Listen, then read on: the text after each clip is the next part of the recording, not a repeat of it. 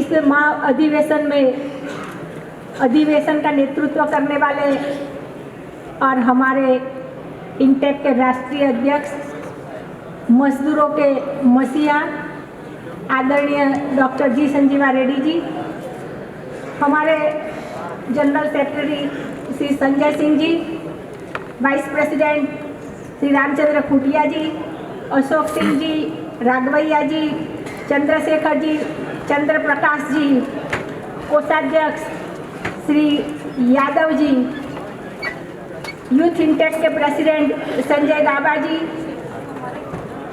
सत्यजीत रेड्डी जी, राकेश्वर पांडे जी, जगदीश राज श्रीमाली, अमित यादव जी और पूरे भारतवर्ष से पधारे हुए इंटेक के सभी आदरणीय पदाधिकारी और डेलीगेट्स, इंटेक परिवार के सभी परिवारजन, आज ऐसी क्रूशियल स्थिति में हम अपना ये अधिवेशन मिल रहा है कि पूरे भारतवर्ष की स्थिति आप देखने जाओ तो भारतवर्ष के अंदर इस सरकार की तानाशाही नीतियों की वजह से भारत का मजदूर, भारत का मेहनतकश किसान और महिलाएं, युवा पीड़ित है। ये सरकार चंद पूंजीपतियों की सरकार है और पूंजीपतियों को खुश करने के लिए इन्होंने सिर्फ पूंजीपतियों के लिए 4 लेबर कोड पास किया है। आज स्थिति यह है कि सिर्फ जुमले की सरकार चल रही है और जुमलेबाजी पे ही ये सरकार चल रही है। मैं जिस प्रदेश से आती हूँ पहले उसकी थोड़ी बात करके मैं एजेंडा पे जाना चाहूंगी।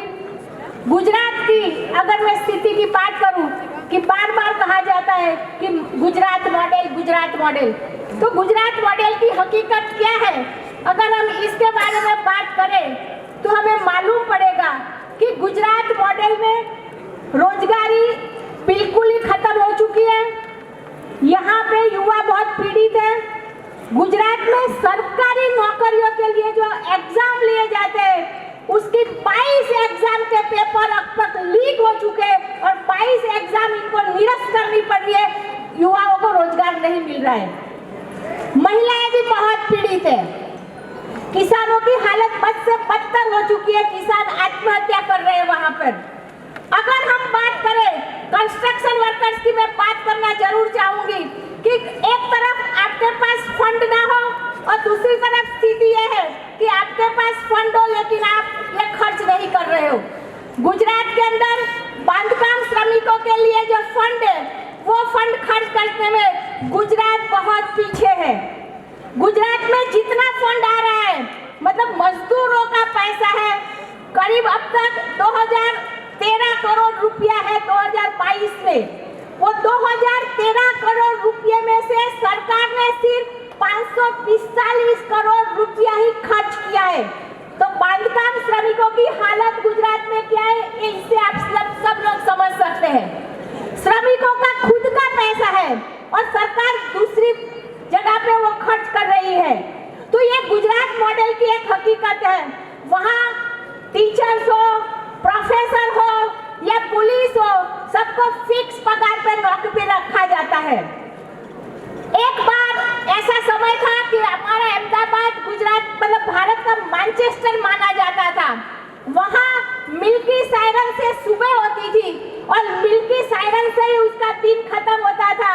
आज अहमदाबाद के अंदर गिनी चुनी 1-2 मिल बाकी है और जो मिलें बंद हुई उसके श्रमिकों को उनका पैसा आज तक नहीं मिला।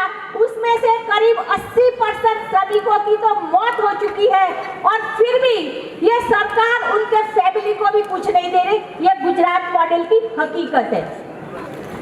सरकार मैंने कहा जुमले पे चलती है, बार बार गुजरात मॉडल करती है, लेकिन गुजरात मॉडल की हकीकत ये है। मैं अभी कुछ दिन पहले जम्मू कश्मीर में गई थी। वहाँ की महिलाओं ने मुझे बुलाया था और मैंने वहाँ हालात देखे जम्मू कश्मीर में। तो जम्मू कश्मीर में इन्होंने यूनियन टेरिटरी बना दी लेह लद्दाख को और जम्मू कश्मीर में अभी गवर्नर रूल है वहाँ पे। लेकिन हालत क्या है? बोला गया थी रोजगारी मिलेगी, रोजगार बिल्कुल नहीं मिल रहा है। महिलाओं को सिक्योरिटी मिलेगी, नहीं हो रही सिक्योरिटी उनकी। ये कहा गया था